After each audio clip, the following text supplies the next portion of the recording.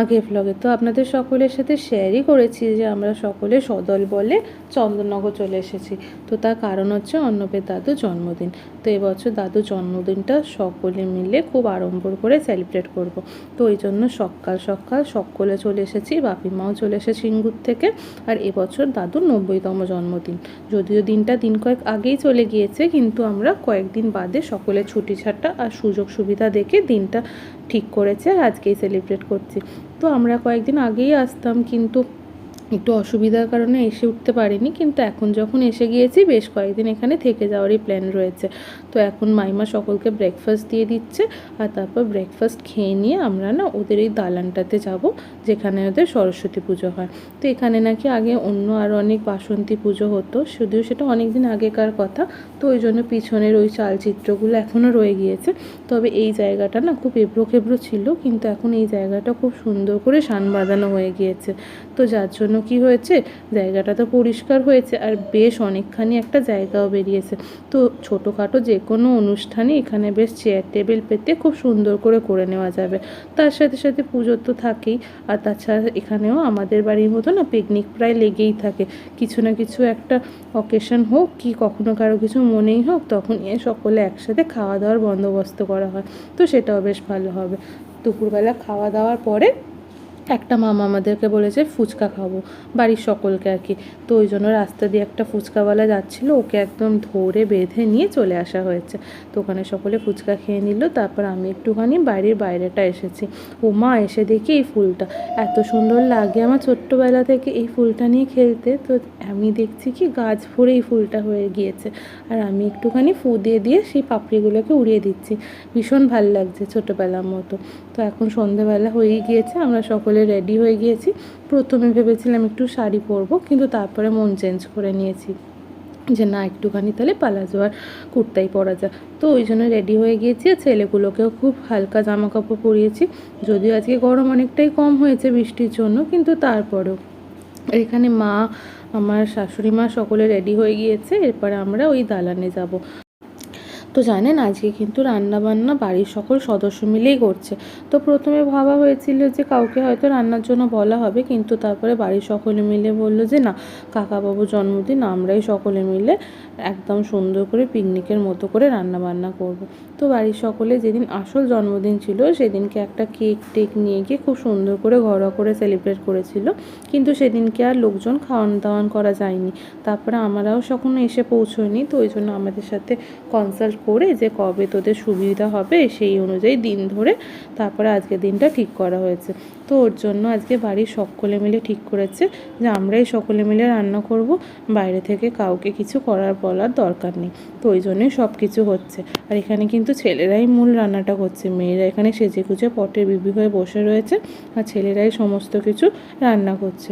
একটুখানি কেটে বেটে সাহায্য সকলে আগেই করে দিয়েছি দুপুরবেলা ভাত টাত খাওয়ার পরে। তারপরে রান্না কিন্তু ছেলেরাই করছে। তো এখন সকলে দলবল বেঁধে একটা মেলা দেখতে যাচ্ছি। তো এখানে একদম পাশেই নন্দদুলার মন্দিরের প্রাঙ্গণে একটা খুব সুন্দর বৈশাখী মেলা বসেছে।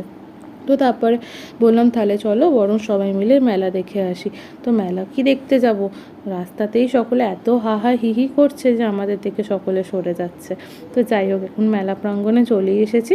তো এই বৈশাখী মেলাগুলো ওই হস্তশিল্প মেলার মতোই হয় খানিকটা, বিভিন্ন ধরনের হাতের কাজের জিনিসগুলো নিয়ে আসা হয়। আর এখানে মেলার মুখেই দেখছি কত খাবারের স্টল বসেছে, আর খুব সুন্দর সুন্দর খাবার বিক্রি হচ্ছে। কিন্তু আজকে আমরা ওইদিকে কেউ ফিরেও তাকাচ্ছি না, কারণ আমরা আজকে বাড়িতে গিয়ে খাবো। তো ওই জন্য যেহেতু বাড়িতে খুব ভালো ভালো রান্না হচ্ছে, তো এই জন্য এইদিকে আমরা আর কেউ দেখছি না, এখন মেলার দিকে দেখছি। জিনিস হয়তো সেরকম কেউ কিছুই কিনবো না, কিন্তু এই একসাথে ঘুরতে আসাটাই আনন্দ আর কি। তো দেখুন না, যেরকম বলছিলাম বিভিন্ন ধরনের বেতের জিনিস, তারপরে কাঠের জিনিস, তারপরে আরও অনেক কিছু হ্যান্ডমেড জিনিস, সেই সমস্ত শোপিসগুলো, তারপর আরও এইগুলো এখানে সমস্ত সুন্দরভাবে শোকেস করা রয়েছে, আর তারপর সেগুলো বিক্রি হচ্ছে। শুধু এইগুলোই না, এছাড়াও অনেক ধরনের জুয়েলারি তো ছিলই। তো জানেন এই ধরনের যে জুয়েলারিগুলো এখন আপনারা দেখতে পাচ্ছেন, আমি যখন ছোট ছিলাম মানে যখন বিয়ে হয়নি আর কি, তারও আগে স্কুল লাইফের কথা বলছি, তখন যদিও এতগুলো ভ্যারাইটিস না পেলেও আমার খুব ভালো লাগতো কস্টিউম জুয়েলারি পরতে। কিন্তু এখন আস্তে আস্তে এত জবরজংটা আর ভালো লাগে না, কিন্তু দেখলে এক মুহূর্তে দাঁড়িয়ে যায় যে এগুলো একসময় কতই না প্রিয় ছিল। তো এখানে একটা সানগ্লাসের স্টল ছিল, তো সেখান থেকে বাবুদের জন্য সানগ্লাসগুলো পছন্দ করছি। বেশ কয়েকটা ইউনিক প্রিন্টের ছিল, কিন্তু তারপরে আমি একটা সাদামাটা একদম এইটাই পছন্দ করলাম। কী জানি কেন এই হলুদ আর লালটাই আমার খুব পছন্দ হয়ে গেল। চেয়েছিলাম দুটোই যেন হলুদ হয়, কিন্তু ওদের কাছে আর হলুদের দুখানা ছিল না বলে একটা হলুদ আর লালই নিলাম। আর তারপরে এখানে ব্যাগের দোকানটা এসেছিলাম, মাইমা এখান থেকে একটা ব্যাগ কিনছিল। মাইমার আবার ব্যাগ কেনার খুব শখ।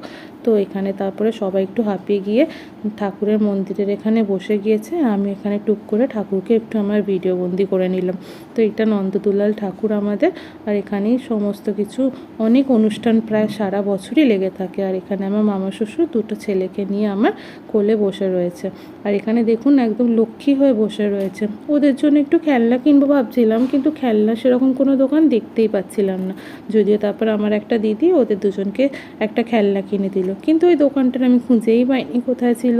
তারপর যাই হোক আমরা সকলে বাড়ি চলে এসেছি, আর রাতও বেশ খানিকটা হয়ে গিয়েছে।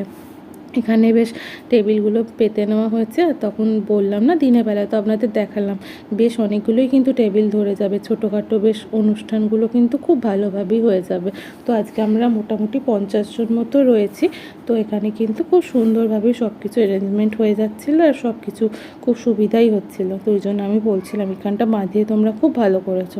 তো আজকে মেনুতে রয়েছে বাসন্তী পোলাও, তার সাথে রয়েছে চিকেন কষা, তো আর তার সাথে রয়েছে আমের চাটনি, পাঁপড় ভাজা, মিষ্টি আর আইসক্রিম আর কোল্ড ড্রিঙ্কস। তো বাচ্চারা কিন্তু আইসক্রিম আর কোল্ড ড্রিঙ্কসের দিকেই বেশি ঝুঁকছে। আর বাড়ি থেকে একটু চিলি চিকেনও বানিয়ে আনা হয়েছে, যাতে করে কি না এই বাচ্চারা এই ঝাল চিকেনটা যদি খেতে না চায়, তাহলে ওরা এই মিষ্টি মিষ্টি চিলি চিকেনটা খেতে পারবে। যদিও চিলি চিকেন নাম, কিন্তু তাও ঝালের পরিমাণটা একটু কম দেওয়া রয়েছে যাতে বাচ্চারা খেতে পারে।